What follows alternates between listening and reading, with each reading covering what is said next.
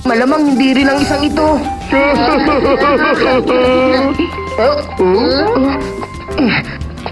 Night Mask!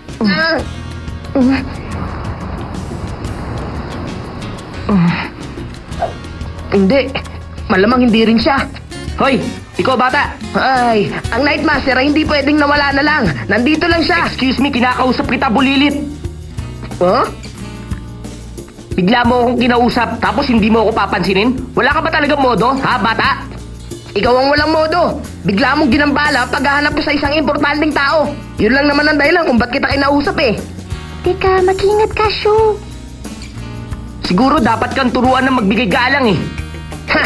Duda ko na ang isang mahinang katulad mo ay may maituturo sa na kahit anong bagay. Hindi yata. Hindi ako mahina.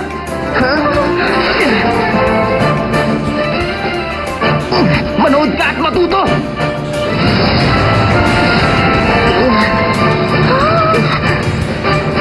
Anong nangyayari dito? Anong ginagawa niya? Tandaan mo, ang pagiging bastos ay pwedeng ipahamak ang buhay mo.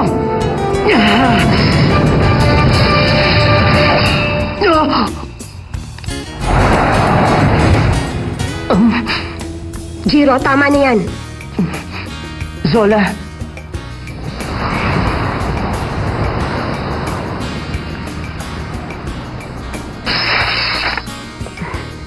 Huwag kang pumasok sa isang away na pangbata. inisulto na ako. Hindi dahilan yun. At saka, sinubukan mong gamitin ang power mo. Merong tamang oras at lugar para sa lahat. Yan ang palagi mong kahinaan. Patawad. Ang kaibigan ko ay naging bastos. Pasensya na kayo. Naku, hindi! Mali din ang kaibigan ko! Uy, kailangan mo humingi na paumanin sa kanya ngayon din! Seryoso ako, Shu! Umalis na tayo, Jiro. Teka muna!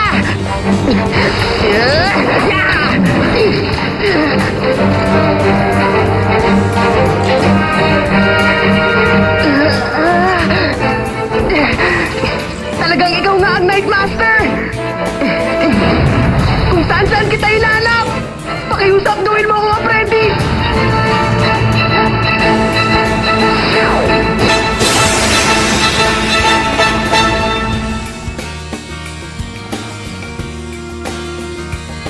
Apprentice mo! Night Master ba? Talaga bang gusto mo maging isang Night Master? Sa ngayon, kontento na ako maging isang apprentice ng isang tunay na Night Master. Ano ba ang pakiramdam ng isang Night Master? Ikinalulungkot ko, hindi ko alam dahil hindi ako isang Night Master. Kung ako man, magiging prangka ako sa'yo. Baka hindi tayo maging magkakampi. Hindi naman para maliitin ka, pero kaya mo bang maging isang Night Master? Ikaw ah! Tumigil nga kayo. Ilan taon ka na ba kasi? Ako'y 10. Ganun ba? Ano sa tingin mo? Siya ay nasa tamang hanay ng edad, Jiro? Meron akong sasabihin sa'yo. Ang tunay na Night Master ay hindi pinapakilala ang kanyang sarili at hindi ka pwedeng maging isa sa simple pag-apply mo lang sa posisyon. Hindi ka matatanggap kung mahina ang loob mo, pero kahit malakas ka, ay hindi ka makakasiguro magiging isa ka nga. Gusto kitang tanungin. Anong gagawin mo kung totoong may power ka?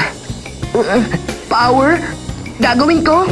Kung hindi mo kayang sagutin ang tapat ang tanong na yan, ang iyong paglalakbay ay hindi magsisimula.